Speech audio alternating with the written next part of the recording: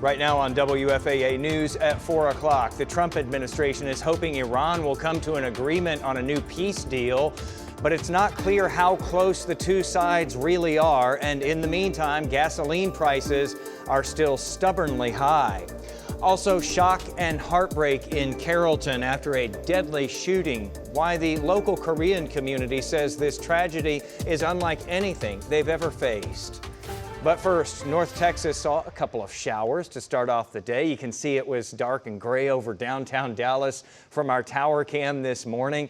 Kind of a dramatic sweep through there, as you see, as the hours went by. It is still gray out there right now. Fortunately, though, the rain has tapered off in time for that afternoon commute. We'll see what the weather holds for us going from here. Thanks for being with us at 4 o'clock today. I'm Jason Wheeler with meteorologist Cassie Hyder. And it looks like we have some of that moisture sticking with us through the weekend. Yes, we still have several chances of rain ahead of us. Right now, though, we actually do have a little bit of rain in parts of North Texas. We don't have anything severe. We're not expecting anything severe. For the most part, the Metroplex is mostly dry. This is our Union Tower camera. It's certainly overcast and it's definitely cool. Right now, we're only in the low 60s after seeing 2/100ths of an inch of rain today. We're at 65 degrees in Denton, 62 in Fort Worth, only 58 degrees right now in Terrell. The cold front to our south and east. Satellite and radar showing the showers and storms. That coverage was a lot higher very early this morning. Most of the afternoon dry, but here over the past hour or so, we've had kind of a weak line of showers and thunderstorms get going right across the Metroplex and areas to the north and east, but the lightning count has definitely died down. You can see that over parts of eastern Dallas County, almost out of Dallas County now at this point, but Mesquite probably still seeing at least a few sprinkles. For the most part, I think we do stay dry tonight. In fact, we're going to keep the clouds around. Temperatures look pretty chilly tomorrow morning. We're dropping down into the low 50s. We still have more rain chances to talk about. We're going to talk about when the next best chance will be coming up in just a little bit. Here's the latest traffic with Stacia. All right, thanks, Cassie. And just getting a good look at that traffic map. Going to show you some areas to watch out for if you are just getting ready to head out the door. I know that many of you all have been battling some wet roadways.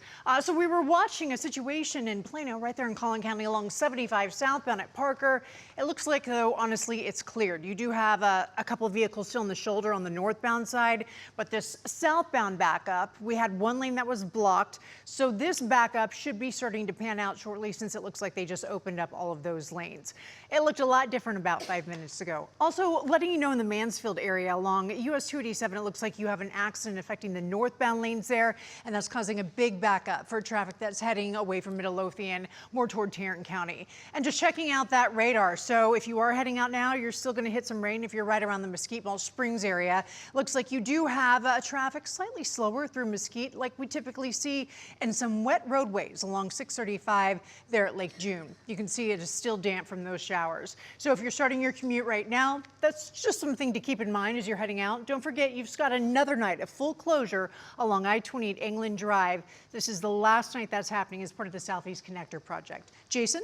All right, Stacia, thank you for that. The local Korean community just spoke out after a shooting spree that left 2 people dead and 3 injured. It happened at the H Mart off 121 in Carrollton. We brought you that story as breaking news yesterday.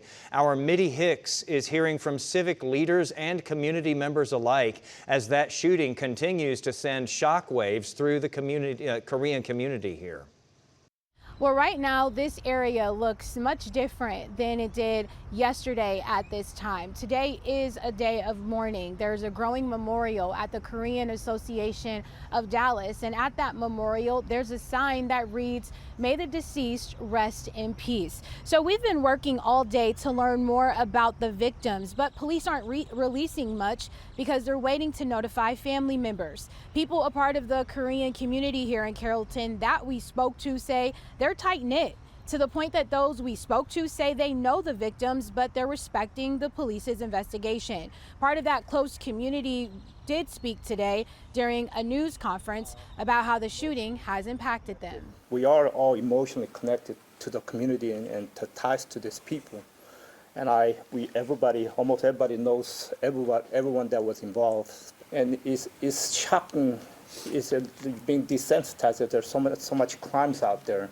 But this community, this thing never happened in the history of a Korean community in this level. And we also learned today that the victims, the surviving victims, are likely setting up fundraisers to help with the recovery.